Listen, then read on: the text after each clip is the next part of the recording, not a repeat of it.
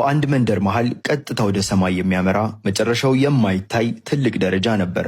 በዓመት 2 ጊዜ ከበርሜል ስም በመምረጥ ወደ ላይ የመውጣት ቀን ያደርጋሉ። መመረጥ ትልቅ ክብር ነበር። የመንደሩ ሰዎች በኩራት እየፈነደቁ ነበር። ከመንደሩ ሰዎች አንድ ሕፃን ልጅ ተመረጠ። እህቱም ፀጉሩን አስተካከለችለትና እንባ እየተናነቀች አቀፈችው።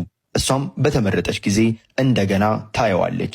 ሽማግሌው ደረቱ ላይ ተጭኖ ለጥቂት ጊዜ መረመረው። ከዚያም ምንም ሳይናገር ወደ ጎን ራቀ። ልጁም የመንደሩ ሰዎች ሲያጨበጭቡለት ወደ ላይ መውጣት ጀመረ። እህቱ ግን ደመና ሲውጠው ስታይ የሆነ ነገር ልክ እንዳልሆነ ተሰማት። አመሻሽ ላይ ሁሉም ሲተኙ ከመንደሩ ወጣችና ወደ ደረጃው መሰረት ደረሰች። ሳይመረጡ ወደ ደረጃው መውጣት ማለት ከዚህ በኋላ ስሟ ፈጽሞ ሊጠራ አይችልም ማለት ነው። ይህንን ካደረገች ወንድሟን ዳግመኛ ላታየው ትችላለች። ነገር ግን በድፍረት ወደ ደረጃው መውጣት ጀመረች።